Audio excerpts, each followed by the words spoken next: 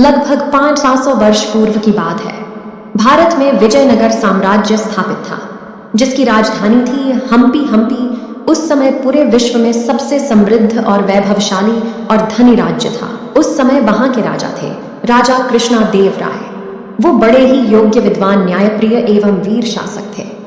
जब तक वो राजा बने रहे, मुगलों ने कभी आंख उठाकर विजयनगर साम्राज्य की ओर नहीं देखा, और देखा भी तो हर बार उन्हें हार का ही सामना करना पड़ा।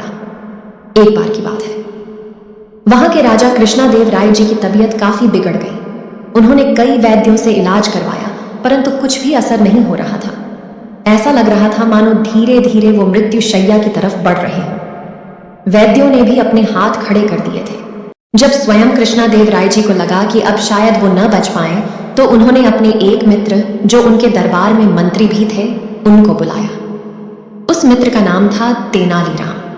उस समय तेनालीराम काम से बाहर गए हुए थे, परंतु जब उन्हें किसी के द्वारा पता चला कि राजा की तबीयत खराब है और वैद्यों ने भी उम्मीद छोड़ दी है, तो वो तुरंत वहां से वापस आ गए। क्योंकि ये सिर्फ मित्रता की ही बात नहीं, अपितु एक खुशहाल राज्य के भविष्य का प्रश्न था। वो तुरंत राजा के पास पहुंचे और उनसे मिले। उन्होंने देखा राजा को कोई बीमारी नहीं है, परंतु फिर भी वो धीरे धीरे मृत्यु शैया की तरफ बढ़ रहे हैं। तेनालीराम को शास्त्रों का ज्ञान तो था ही, साथ ही साथ वो आयुर्वेद, नीति, राजनीति और तंत्र विद्या के बारे में भी अच्छा खासा ज्ञान था। वो अपने तजुर्बे से ये समझ गए थे कि राजा को कोई बीमारी नहीं है, अपितु कहीं से कुछ और ही इन्हें मृत्यु शैया की ओर ले जा रहा है। उन्होंने फिर भी वैद्यों से पूछा, और ये जानने के बाद कि किसी भी बीमारी के कोई भी लक्षण शरीर में नहीं दिख रहे, उनका संदेह और प्रबल हो गया।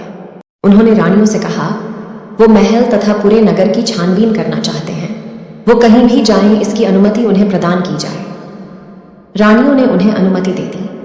उन्होंने राजा से शांत मन से रहने को कहा और बोले कि आपको मैं अभी नहीं जाने दूंगा, आप चिंतित ना हो। और ये कहकर वो निकल पड़े। पहले वो महल में हर जगह, हर कोने में घूमे और सब कुछ देखा, सबसे मिले, सबसे बात की। फिर मंत्रियों के घर, उनके परिवार वालों से और सबसे मिले। कहीं कुछ भी न दिखने पर वो थोड़े व्यथित हुए और घर की तरफ जाने लगे। कुछ दिनों तक ऐसे ही छानबीन करने के बाद उन्हें बाजार में एक व्यक्ति दिखाई दिया, जो लंबे चेहरे वाला था और उम्र में काफी उम्रदराज लग रहा था। उसके चेहरे पर बहुत दुख और क्रोध दोनों एक साथ दिख रहे थे।